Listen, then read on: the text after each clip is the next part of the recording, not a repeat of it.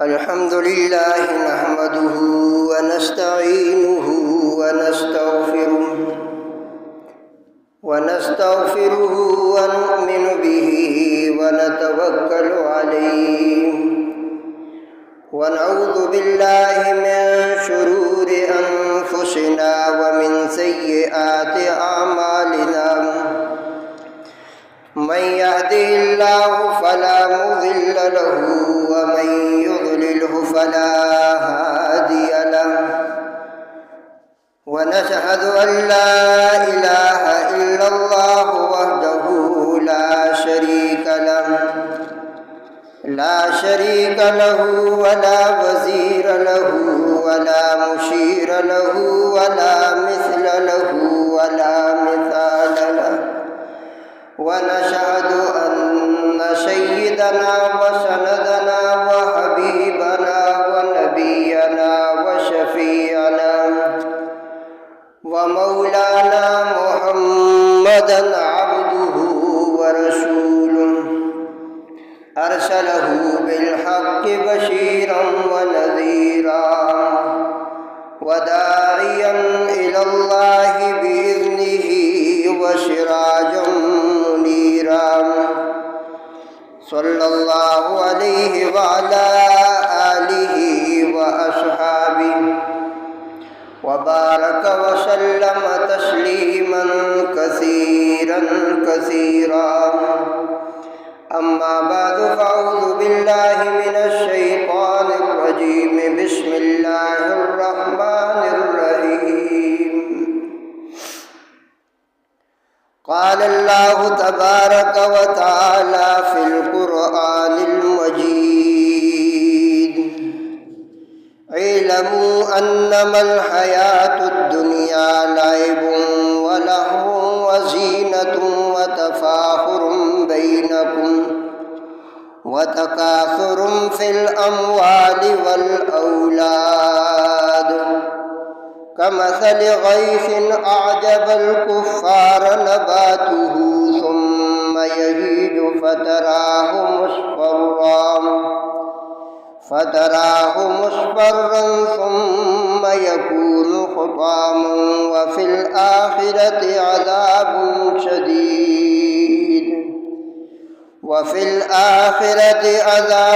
شديد ومغفرة من الله ورضوان وما الحياة الدنيا إلا متاع الغرور وقال الله تبارك وتعالى قل متاع الدنيا قليل والآخرة خير لمن اتقى وقال النبي صلى الله عليه وسلم كن في الدنيا كأنك غريب أو عابر سبيل صدق الله وصدق رسوله النبي الكريم ونحن على ذلك لمن الشاهدين والشاكرين والحمد لله رب العالمين آدمی کا جسم کیا ہے جس پہ شیدا ہے جہاں آدمی کا جسم کیا ہے جس پہ شیدا ہے جہاں ایک مٹی کی عمارت ایک عبرت کا نشان خون کا گارا بنایا اینٹ جس میں ہڈیاں چند سانسوں پہ کھڑا ہے یہ خیالی آسمان موت کی پرزور آندھی اس سے جب ٹکرائے گی موت کی پرزور آندھی اس سے جب ٹکرائے گی دیکھتے ہی دیکھتے یہ عمارت خاک میں مل جائے گی عیش و عشرت کے لیے انسان ہی عیش و عشرت کے لیے انسان ہی یاد رکھ تو بندہ مہمان نہیں، غفلت و مستی تجھے شایع نہیں، غفلت و مستی تجھے شایع نہیں، بندگی کر تو اگر نادان نہیں، تجھ کو غافل فکر عقبا کچھ نہیں، تجھ کو غافل فکر عقبا کچھ نہیں، کھانا دھوکا عیش دنیا کچھ نہیں، زندگی ہے چند روزہ کچھ نہیں، کچھ نہیں اس کا بھروسہ کچھ نہیں، چند روزہ ہے یہ دنیا کی بہار، چند روزہ ہے یہ دنیا کی بہار، دل لگا اس سے نہ غافل زینہار، عمر اپنی یوں نہ غفلت میں گزار، عمر اپنی یوں نہ غفلت میں گزار، ہوشیار مہ غفلت ہوشیار، ان اللہ وملائکتہ یصلون علی النبی یا ایہا الذین آمنوا صلوا علیہ وسلموا تسلیما، اللہم صل علی محمد وعلی آل محمد کما صلیت علی ابراہیم وعلی آل ابراہیم انک حمید مجید، اللہم بارک علی محمد وعلی آل محمد کما بارکت علی ابراہیم وعلی آل ابراہیم انک حمید مجید۔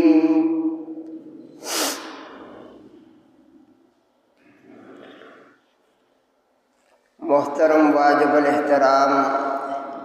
قابل صد تکریم برادران اسلام، محترم دوستوں اور بزرگوں،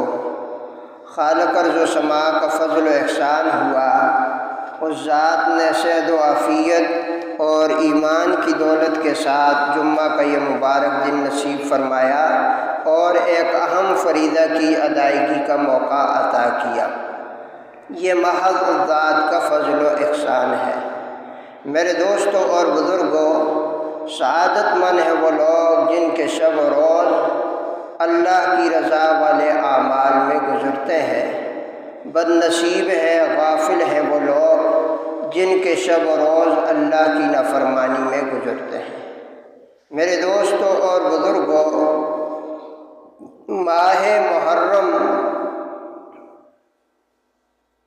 جس کے اندر امام حسین رضی اللہ تعالی عنہ کی شہادت کا ایک دردناک سانحہ پیش آیا، جس کی تفصیل آپ کے سامنے گزشتہ چند جمعوں میں ذکر کی گئی۔ اسی ماہ محرم میں یکم تاریخ کو حضرت عمر فاروق رضی اللہ تعالیٰ عنہ کی شہادت ہوئی، 10 محرم کو شہید کربلا نواسہ مصطفیٰ کی شہادت ہوئی، اور اسی مہینے میں حضرت بلال رضی اللہ تعالیٰ عنہ کی بھی وفات ہوئی۔ محرم ہی میں حضرت زین العابدین رضی اللہ تعالیٰ عنہ کی وفات ہوئی، اور محرم ہی میں شاہ ولی اللہ دہلوی رحمہ اللہ کی وفات ہوئی۔ اتنی عظیم ہستیوں کا چلے جانا یہ اس بات کی دعوت فکر دے رہا ہے کہ اس دنیا میں کسی نے رہنا نہیں ہے، اس دنیا کو چھوڑ جانا ہے۔ ترک دنیا ہر شخص کے لیے لازمی ہے، یعنی کہ آخر 1000 سال بھی رہے تو اس دنیا کو چھوڑ جانا ہے۔ لہذا آج کے درس کا موضوع ترک دنیا ہے کہ دیکھو اس دنیا کو، دنیا کی غفلت کو خوشی کے ساتھ چھوڑ دو گے تو یہ تمہارے لیے فائدہ مند ہوگی، دنیا میں بھی اور آخرت میں بھی۔ اگر تم اس غفلت کو، اس دنیا کی ہرس کو نہیں چھوڑو گے تو زبردستی تم سے ایک نہ ایک دن ضرور یہ دنیا چھڑا لیکن پھر وہ مزہ نہیں ہوگا، پھر وہ سعادتیں نہیں ہوگی۔ لہٰذا جو شخص خوشی کے ساتھ اس دنیا کی غفلتوں کو چھوڑ دیتا ہے وہ ہمیشہ ہمیشہ دائمی زندگی میں راحتیں پاتا ہے،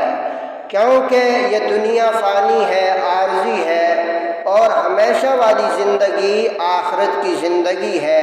اس کی نعمتیں ہمیشہ والی ہے۔ قرآن کریم میں اللہ نے فرمایا کہ قُلْ مَتَاعُ الدُّنْيَا قَلِيلٌ وَالْآخِرَةُ خَيْرٌ لِمَنِ اتَّقَىٰ، کہ اے پیغمبر آپ ان لوگوں سے کہہ دو کہ یہ دنیا کے فائدے مختصر ہے، ان سے کہہ دو یہ دنیا کا سامان تھوڑا سا ہے، یہ زائل ہونے والا ہے، مختصر ہے۔ وَالْآخِرَةُ خَيْرٌ لِمَنِ اتَّقَىٰ، اور آخرت کی کامیابی دائمی کامیابی ہے، اور یہ اس شخص کے لیے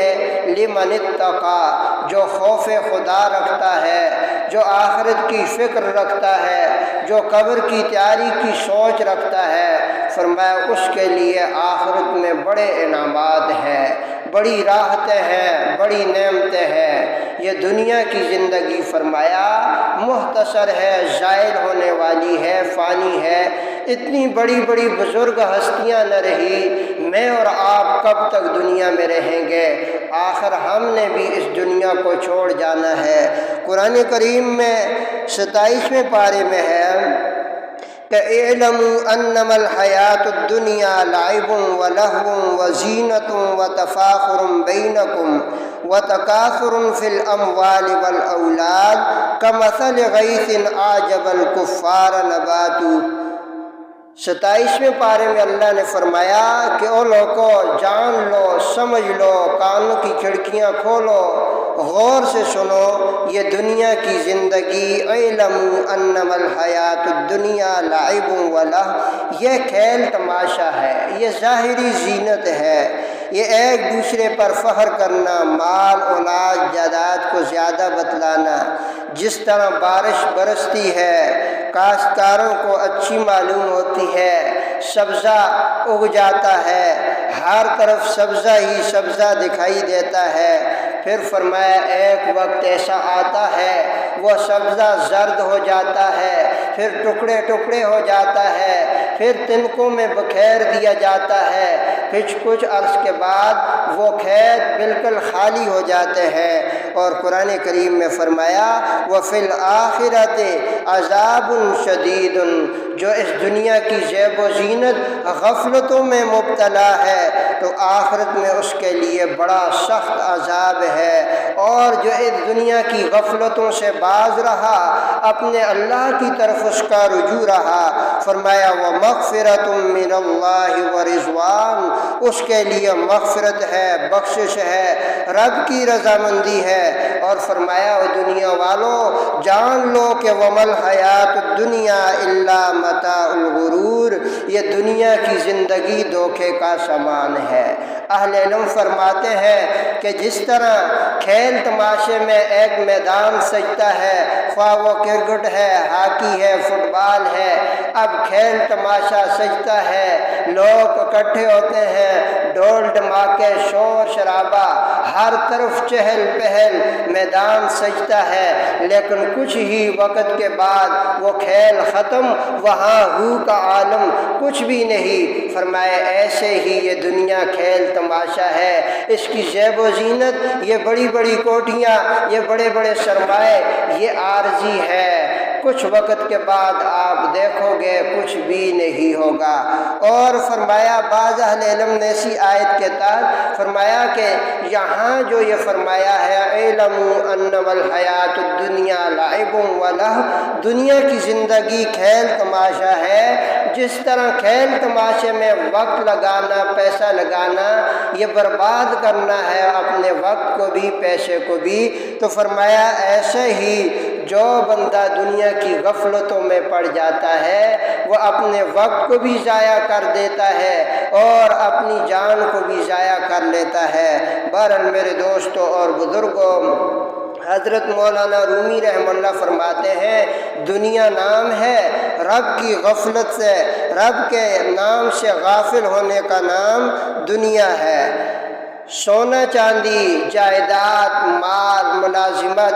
یہ دنیا نہیں ہے۔ ایک شخص ہے اس کے پاس ملازمت بھی ہے، مال و دولت، سونا چاندی بھی ہے، لیکن وہ اپنے رب کو یاد کرتا ہے، اپنے رب سے غافل نہیں ہے، تو اس شخص کو دنیا دار نہیں کہا جائے گا۔ ایک شخص ہے عالم ہے، حاجی ہے، نمازی ہے، قاری ہے، سخی ہے، لیکن ان چیزوں سے وہ دنیا کی کمائی کی فکر میں ہے کہ میرا نام روشن ہو جائے اور مجھے شہرت مل جائے۔ فرمایا یہ شخص باوجود ان مقدس نسبتوں کے باوجود یہ شخص دنیا دار ہے۔ آپ صلی اللہ علیہ وسلم نے فرمایا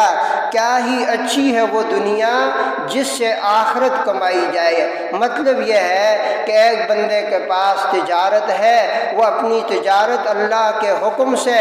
اللہ کے حکم کے مطابق پوری کرتا ہے، اپنی ملازمت اللہ کے حکم کے مطابق پوری کرتا ہے، اپنے باقی معاملات بال بچوں کو اللہ کے حکم کے مطابق پالتا ہے۔ فرمایا یہ شخص اپنی اس دنیا سے آخرت بنا رہا ہے اور اس کی یہ دنیا اس کی آخرت کو سنوار رہی ہے۔ لیکن ایک وہ شخص جو بس دنیا ہی کے پیچھے ہے، اسے قبر آخرت کی فکر نہیں ہے، رب کی رضا کی طرف اس کا دھیان نہیں ہے، تو رسول اللہ صلی اللہ علیہ وسلم نے فرمایا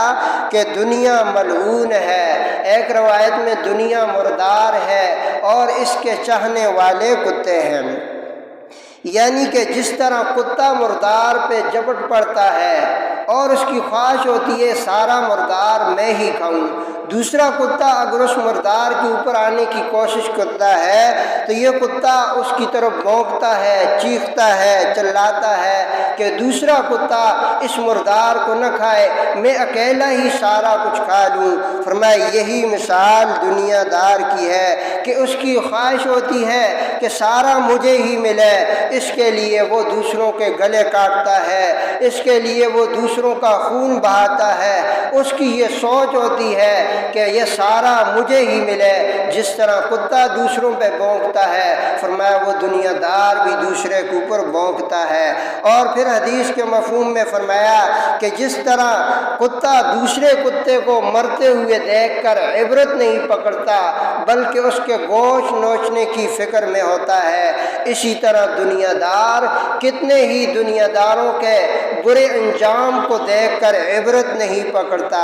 پھر کتا دوسرے مردار پہ دن رات پڑا رہتا ہے، اس کا کتے کا پیٹ نہیں بھرتا، وہ کھاتا رہتا ہے، اس مردار کو کھینچتا رہتا ہے۔ فرمایا یہی مثال دنیا دار کی ہے، اس کا پیٹ نہیں بھرتا، رات دن کتوں کی طرح۔ فرمایا ایک کے ہم اوپر حملہ، دوسرے کے اوپر حملہ، دوسرے کے مال کے اوپر حملہ، اور اس پہ نظر۔ جس طرح فرمایا یہ کتا مردار کا گوشت کھانے کے بعد اس کی ہڈیاں بھی نہیں چھوڑتا۔ فرمایا یہ دنیا دار سود پہ پیسے جب دیتا ہے اب غریب کا خون چوس لیتا ہے، حتیٰ کہ فرمایا اس کے گھر کے برتن بھی یہ سود کی مد میں اٹھانے کی فکر میں ہوتا ہے، یعنی اس کی ہڈیوں تک نہیں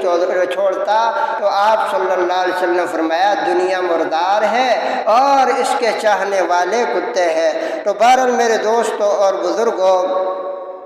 یہ دنیا کی زندگی عارضی ہے، کہیں ہم اسی حرص میں پڑھ کر اپنی دائمی زندگی کو برباد نہ کر بیٹھے۔ ابی ربیع رحمہ اللہ ایک بزرگ گزرے ہیں، وہ فرماتے ہیں کہ ایک دن میں حضرت داؤد علیہ السلام کے گھر گیا اور داؤد علیہ السلام نے میرے سامنے کھانا رکھا اور میں کھانے کے دوران پیاس لگی، میں مٹکے کی طرف اٹھ کر گیا کہ پانی کچھ ٹھنڈا سا پی لوں۔ ابو ربیع رحمہ اللہ فرماتے ہیں جب میں اس مٹکے مٹکے کے پاس گیا، مٹکے میں کیا دیکھتا ہوں؟ گرم پانی ہے۔ میں نے حضرت داؤد علیہ السلام سے فرمایا کہ حضرت یہ کیا اتنی گرمی ہے، ٹھنڈا پانی بھی پی لیا کرو۔ حضرت داؤد علیہ السلام نے ابو ربیع سے فرمایا کہ کیا کہتے ہو کہ میں جنت کے سارے مزے دنیا ہی میں لے لوں؟ کیا میں جنت کے سارے مزے یہی اڑا لوں؟ میں اس دنیا کے مزے جنت کے مزے جنت ہی میں لینا چاہتا ہوں، لہٰذا مجھے نہیں چاہیے ٹھنڈا پانی، اچھا لباس۔ میں اپنے رب کی یاد، رب کی لو، رب کی فکر میں لگا ہوا ہوں۔ بہرحال میرے دوستوں اور بزرگوں، حضور علیہ السلام بھی اپنی زندگی سادہ زندگی گزارتے، جو مل جاتا سادہ کھا لیتے، چٹائی کے اوپر آرام فرما لیتے۔ یہ دنیا کی عیش و عشرت کو حضور نے پسند نہیں کیا، یہ غفلتوں میں ڈالنے والی ہے۔ ہم کتنے ناشکر ہیں، ہمیں صبح و شام ہر قسم کی عیش و عشرت کے باوجود بھی ہمارے اوپر کتنی کمینگی غالب ہے کہ ہم رب کو منانے کی فکر میں نہیں ہے، اپنے رب کی رضا اور خوشنودی کی طرف ہماری توجہ نہیں ہے۔ دیکھیے کہ اللہ کے نبی ہے، بادشاہ ہے، ٹھنڈا پانی پیے میسر ہے، اور اسی طرح باقی ہر قسم کی آسائش میسر ہے، لیکن اپنے آپ کو مجاہدے میں ڈالتے ہیں تاکہ آخرت کے جو لذتیں ہیں، آخرت کی جو راحتیں ہیں، اس کا لطف آخرت میں لیا جائے، دنیا کے مزوں میں مبتلا ہو کر آخرت کو بھول نہ جائے۔ آج ہم دنیا کی عیش و عشرت میں مگن ہیں، ہر قسم کی سہولیات ہیں۔ اگر بجلی چلی جائے ہم یو پی ایس پہ ٹھنڈے پنکھے لگا دیتے ہیں، وہ چلی جائے پھر شمسی توانائی، گھر کے اندر رنگا رنگ کھانے اور رنگا رنگ ذائقے، لیکن ہمارے اوپر کمینگی اور بغیرتی اس قدر غالب کہ ہم رب کے سامنے حاضری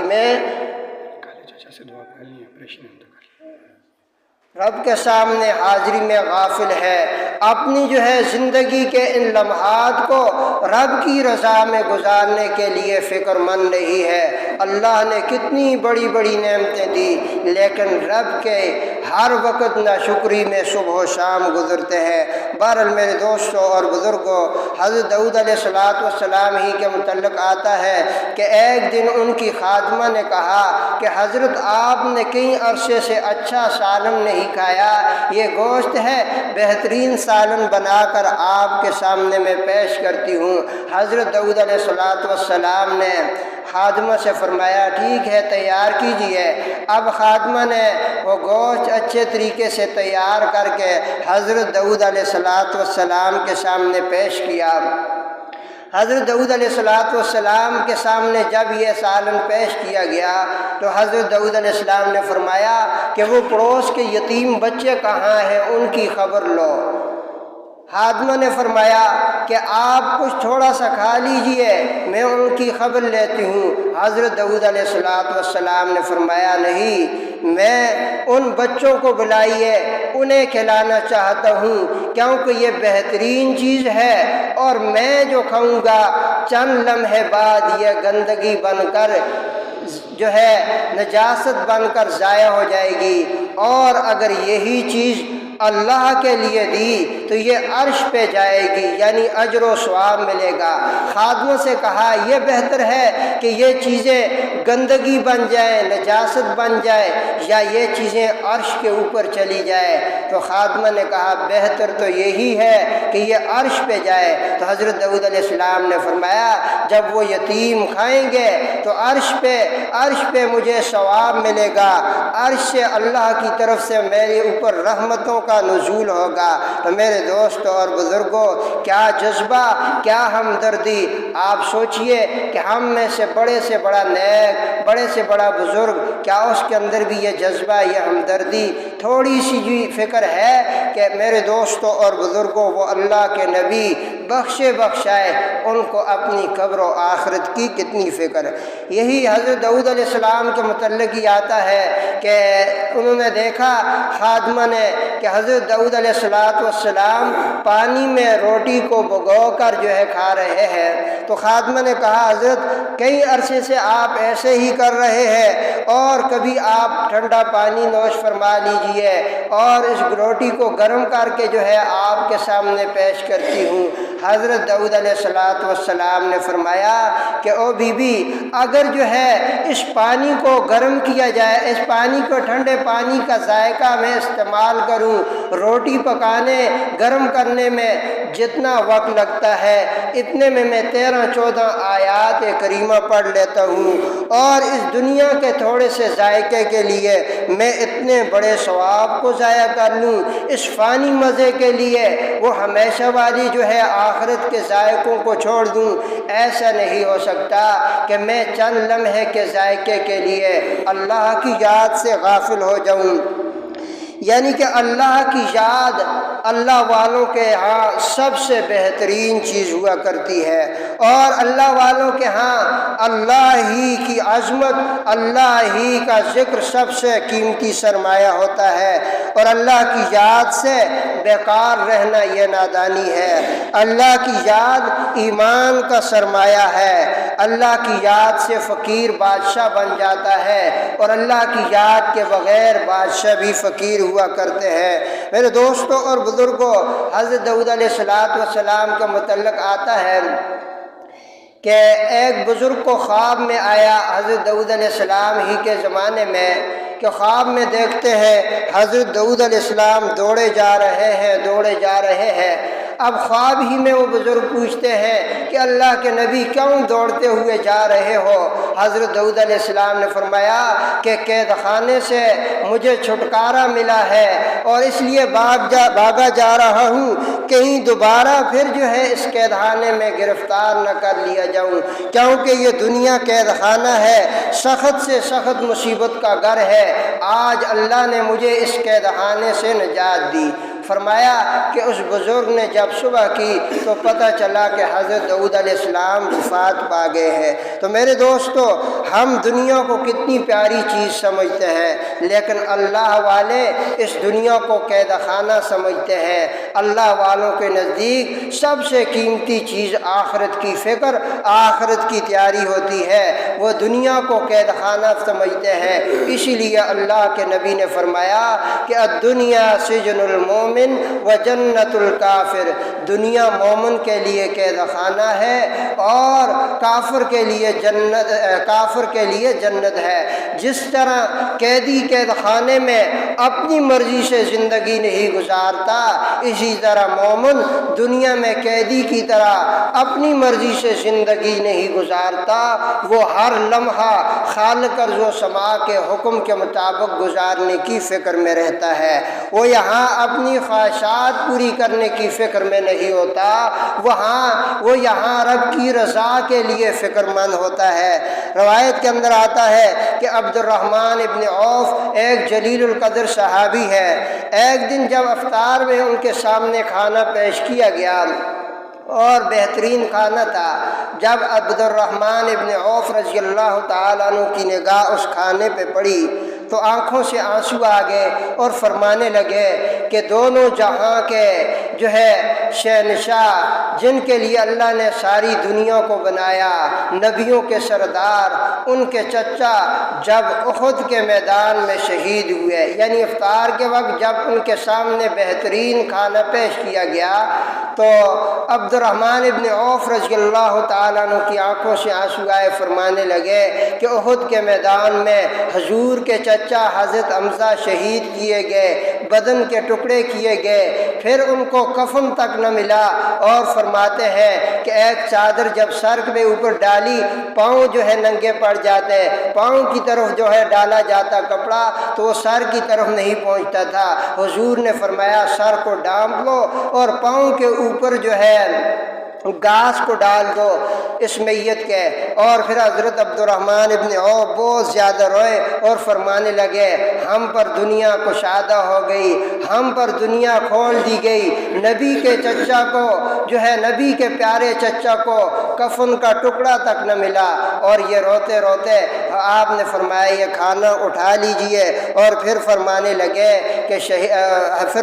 لگے کہ دیکھو حضور کے چچا کے بدن کو کاٹا گیا، ان کا کلیجہ ہندہ نے جو ہے چبا لیا گیا اور بدن کو مسلح بنایا گیا۔ یہ ہمارے لیے عبرت ہے کہ دیکھیے ان بزرگ ہستیوں نے سب کچھ قربان کیا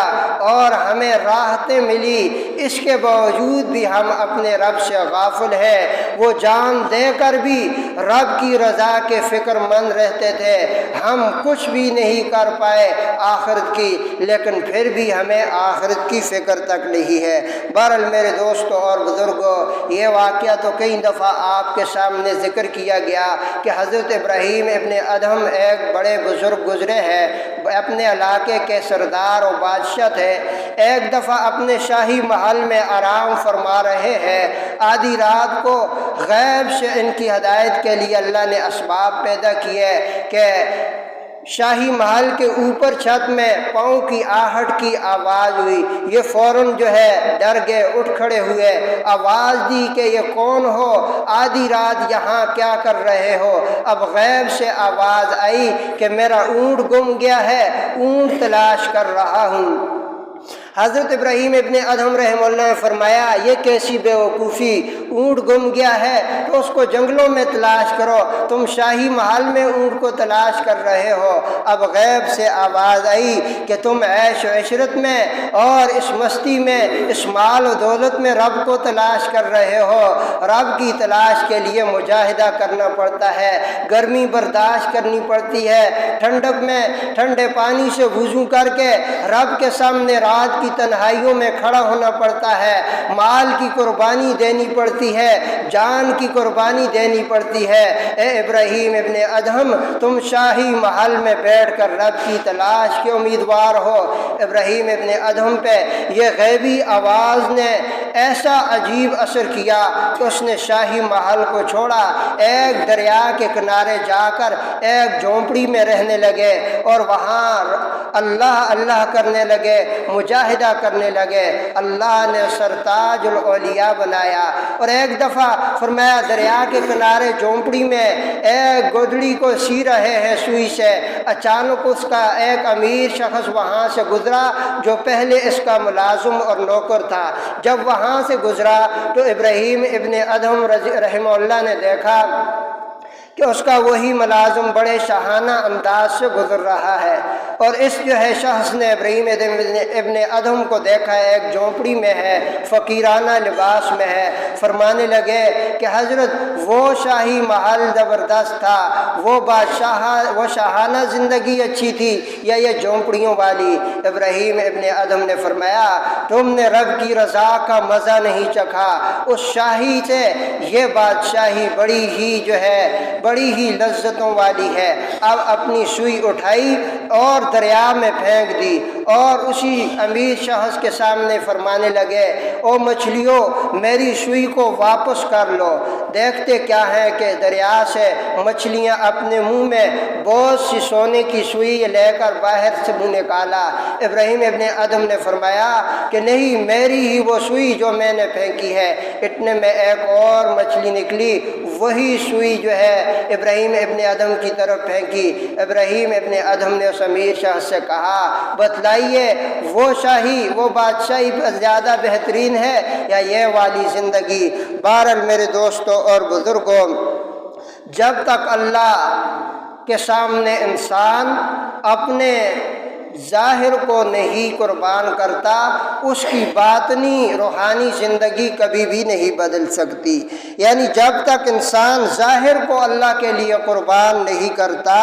باطنی اور روحانی ترقی حاصل نہیں کر سکتے۔ آج کی دنیا ایک بے وقوفانہ جملے میں لوگوں کو ورغلاتی ہے کہ جی پردہ دل کا ہونا چاہیے، آدمی کا دل صاف ہو، داڑھی اگر نہ ہوئی تو کیا ہوتا ہے، اندر سے آدمی کالا ہو اور اوپر بڑی بڑی داڑھی لاکھ لے، کیا فائدہ؟ تو یہ جاہلانہ جملہ ہے، یہ بے وقوفانہ جملہ ہے۔ میرے دوستو، آپ کے سامنے ایک خوبصورت سیب آپ کے سامنے پیش کیا گیا، تازہ سیب ہے، اندر سے وہ بالکل تازہ صاف ستھرا ذائقے والا ہے، لیکن اس کے اوپر تھوڑی سی گندگی پاخانہ لگا ہوا ہے۔ کیا آپ کا جی چاہے گا اس سیب کو کھانے کے لیے؟ یا آپ کے سامنے گلاس میں، پیالے میں ایک دودھ پیش کیا گیا، بالکل خالص دودھ ہے، لیکن پیالے کے باہر تھوڑی سی گندگی پاخانہ لگا ہوا ہے، کیا آپ کا جی چاہے گا اس دودھ کو پینے کے لیے؟ تو یہی سمجھیے کہ دیکھیں، آپ کے ظاہر اسلام کے خلاف ہے، قرآن و سنت کے خلاف ہے، اندر سے بڑے بزرگ بنے پھرو۔ میرے دوستو، اللہ کے ہاں مقبولیت ظاہر و باطن دونوں ضروری ہے۔ یہ جاہلانہ جملہ آج بہت ہی عام ہے۔ عورتوں کو پردے کا کہا جائے تو کہتے ہو جی پردہ دل کا ہونا چاہیے۔ کیا فاطمہ الزہرا رضی اللہ تعالی عنہ وہ دل کی کھوٹی تھی؟ وہ پردہ پھر کیوں کرتی تھی؟ ان کا دل تو پاک تھا۔ بہرحال میرے دوستو، جب تک بندہ ظاہری قربانی نہیں دے گا اس وقت تک باطنی ترقی نہیں ملے گی۔ ظاہری طور پر اپنے لباس کو سنت کے مطابق لے آؤ، اپنے چہرے کی قربانی دو، چہرے کو سنت کے مطابق لے آؤ۔ وقتی آپ کا دل نہیں چاہے گا، شیطان ورغلائے گا، معاشرہ ورغلائے گا، لیکن جب ظاہری آپ قربانی دیں گے اللہ آپ کو باطنی ترقیاں عطا فرمائے گا۔ لہٰذا ایسے جملوں میں، ایسے جاہلانہ باتوں میں آ کر اپنی آخرت کو برباد نہ کیجیے۔ بہرحال میرے دوستوں اور بزرگوں، اصل کامیابی آخرت کی ہے، اس کے لیے دنیا میں قربانی دینی پڑتی ہے۔ اور قرآن کریم میں اللہ تعالیٰ نے فرمایا وَاضْرِبْ لَهُم مَّثَلَ الْحَيَاةِ الدُّنْيَا كَمَاءٍ أَنزَلْنَاهُ مِنَ السَّمَاءِ فَاخْتَلَطَ بِهِ نَبَاتُ الْأَرْضِ فَأَصْبَحَ هَشِيمًا تَذْرُوهُ الرِّيَاحُ۔ فرمایا اے پیغمبر، آپ ان لوگوں سے کہہ دیجئے کہ دنیا کی زندگی کی حالت ان کے سامنے بیان کیجئے۔ وہ ایسے ہے جیسے آسمان سے ہم نے پانی برسایا، پھر اس کے ذریعے زمین کی نباتات خوب گنجان ہو گئی، اور پھر وہ ریزہ ریزہ ہو جائے گئی، اور پھر ہوا ان کو لے اڑی۔ یعنی مطلب یہ ہے کہ دنیا کی زندگی کا حال یہ ہے، آج یہ ہری بھری نظر آتی ہے، پھر اس کا نام و نشان نہ رہے گا۔ آج جوانی کا نشہ، شباب کا غرور، حسن و جمال کا تکبر، کچھ وقت کے بعد جو ہے یہ ساری رونقیں ختم ہو جائیں گی، یہ سارا جو ہے رعب و دبدبہ ختم ہو جائے گا۔ فرمایا کہ جس طرح ایک مکھی جو ہے وہ گھاس کی پتیاں کے اوپر بیٹھتی ہے یا پیشاب کی جاگ کے اوپر بیٹھتی ہے تو وہ سمجھتی ہے، وہ اپنے آپ کو کشتی بان سمجھتی ہے، وہ سمجھتی ہے میں کشتی کے اوپر سوار ہوں۔ فرمایا ایسے ہی دنیا والوں کو کوئی تھوڑا سا دولت کا سہارا، عہدے کا سہارا، یا مال و دولت کا سہارا، یا جوانی یا حسن و شباب مل گیا، وہ سمجھتے ہیں بس میں ہی ہوں، باقی سارے میرے ماتحت ہیں، میرے غلام ہیں۔ فرمایا جس طرح مکھی پیشاب کی جاگ کے اوپر بیٹھ کر سمجھتی ہے کہ میں کشتی کے اوپر سوار ہوں، ایسے ہی یہ دنیا کے عارضی اور کمزور سہاروں کو لے کر بہت سے لوگ تکبر و غرور میں آ کر اپنے رب کو بھول بیٹھتے ہیں۔ جب یہ سہارے ٹوٹتے ہیں تو فرمایا اس کے بعد اسے فکر ہوتی ہے، لیکن فرمایا وقت ضائع کر چکا ہوتا ہے۔ بہرحال میرے دوستوں اور بزرگوں، حضرت حسن بصری رحمہ اللہ ایک بہت بڑے بزرگ گزرے ہیں، اور یہ ہیروں کا کاروبار کرتے تھے، بڑے بڑے بادشاہوں کے پاس جاتے، ہیرے جوہرات تحفوں میں پیش کرتے تھے۔ تو ایک دفعہ روم کے بادشاہ کے پاس یہ ہیرے جوہرات لے کر گئے اور وزیر سے ملاقات کی۔ وزیر سے ملاقات کے بعد بادشاہ سے ملاقات کے لیے وقت مانگا تو وزیر نے کہا کہ کل جو ہے ایک خاص دن ہے اور اس کے بعد تمہیں بادشاہ سے ملاقات کرائی جائے گی، اس سے پہلے ملاقات نہیں ہو سکتی، لہٰذا اس خاص دن کے اندر جو ہے عجیب و غریب نظام ہوگا۔ آپ دیکھیے، آپ کو ہم یہاں شاہی محل میں ایک مقام دیتے ہیں، یہاں سے آپ وہ نظارہ دیکھ سکتے ہیں۔ حسن بصری رحمہ اللہ فرمایا بہتر ہے کہ وہ نظارہ میں بھی دیکھ لیتا ہوں۔ بہرحال فرماتے ہیں حسن بصری رحمہ اللہ کہ اب دوسرے دن صبح کو میں نے دیکھا کہ ایک خیمہ لگا ہوا ہے، اس کے ارد گرد جو ہے مخمل ریشم کا فرش بچھایا ہوا ہے، اور اس خیمے کی تنابیں سونے اور جو ہے میخیں چاندی سونے کی ہے، اور اس خیمے کے اندر اس بادشاہ کے بیٹے کی قبر ہے۔ اب فرمایا کچھ وقت گزرا تو کیا دیکھتے ہیں، بادشاہ سلامت سے پہلے کچھ لوگ ایسے آئے، بہترین خلیہ، مقدس چہرے،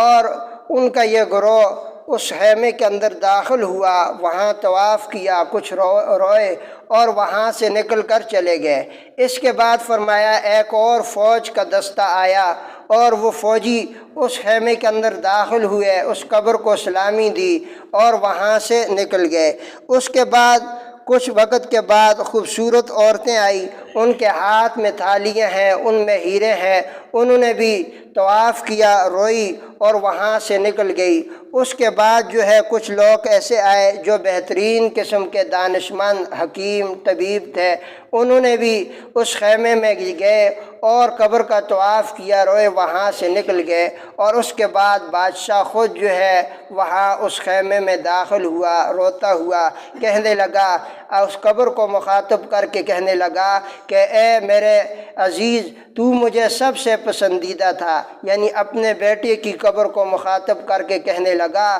تو مجھے دنیا میں سب سے پیارا اور عزیز تھا، اگر تیری جان جو ہے درویش بزرگ لوگوں کی دعاؤں سے، سفارش سے بچائی جا سکتی تو آج میں نے سب سے بہترین بزرگ، راہب، عابد جو ہے یہ پیش کیے، اور اگر تیری جان طاقت کے ذریعے پہ بچائی جا سکتی ہوتی تو آج میں نے سب سے طاقتور فوج کا دستہ سلامی کے لیے حاضر کیا، اور اگر تیری جان جو ہے طبیبوں، ڈاکٹروں کے ذریعے بچائی جا سکتی تھی، دانشمندوں کے ذریعے، تو میں سب سے ملک کے اندر بہترین طبیبوں کا یہ دستہ ساتھ لے کر آیا۔ اگر تیری جو ہے جان حسین عورتوں کی لالچ سے بچائی جا سکتی تھی تو آج میں ملک کی سب سے حسین عورتوں کو یہاں لایا ہوں، لیکن اللہ کے سامنے طبیب بھی بے بس ہے، حسن و جمال والے بھی بے بس ہے، طاقت والے بھی بے بس ہے، نہ مال و دولت سے، نہ حسن و جمال سے، نہ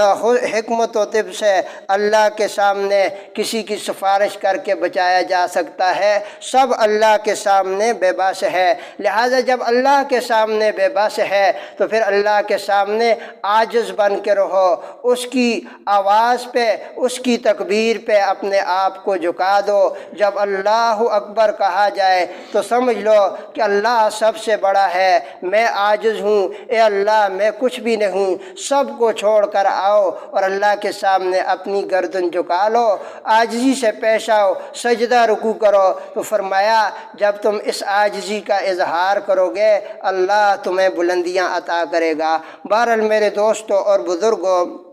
آج ہم جو ہے صرف دنیا ہی کی فکر میں ہے، آخرت کی فکر ذرا برابر بھی نہیں۔ رواجی ہمیں جو چند امور ملے ہیں، نماز پڑھ لی اور اسی طرح رواجی طور پہ تسبیح پھیل لی، وہ بھی دل سے نہیں ہے، ظاہری خلیہ ہمارا مسلمانوں والا ہے، اندر سے ہمارے اندر درندگی بھری ہوئی ہے۔ لہٰذا جب تک ہمارا ظاہر و باطن درست نہیں ہوگا اس وقت تک عند اللہ کامل مومن نہیں بن سکیں گے، اور جب تک آخرت کی فکر نہیں ہوگی ہم کامیاب نہیں ہو سکتے۔ میرے دوستوں اور بزرگوں، ایک شخص کے متعلق آتا ہے کہ اس نے دیکھا رات کو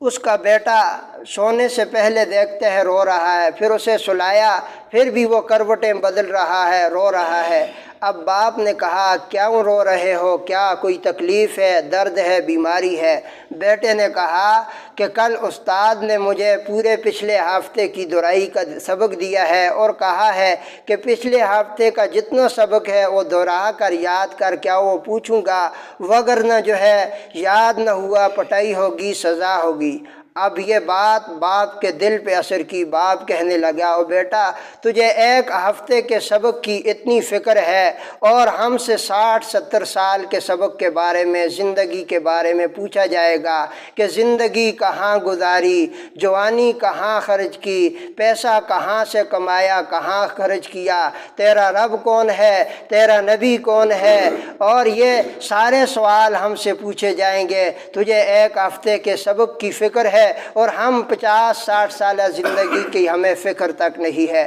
تو میرے دوستوں اور بزرگوں، سعادت مند وہی لوگ ہیں جو دنیا کے ساتھ ساتھ اپنی آخرت کی فکر کرتے ہیں، تیاری کرتے ہیں کہ مجھ سے پوچھا جائے گا۔ قرآن کریم میں ہے الہاکم التکاثر، اور لوگوں کہ تم کو جو ہے مال کی ہرس نے، ایک دوسرے سے مال کو آگے بڑھنے کی فکر نے غفلت میں ڈالا، حتیٰ زرتم المقابر، یہاں تک کہ تم نے قبروں کو دیکھ لیا، یعنی تم بوڑھے ہو گئے، قبروں کے قریب پہنچ گئے، پھر بھی تمہیں جو ہے مال ہی مال کی فکر ہے، قبر آخرت کی پرواہ نہیں ہے۔ اور اس سورت کے آخر میں فرمایا کہ وَلَتُسْأَلُنَّ يَوْمَئِذٍ عَنِ النَّعِيمِ، تم سے ضرور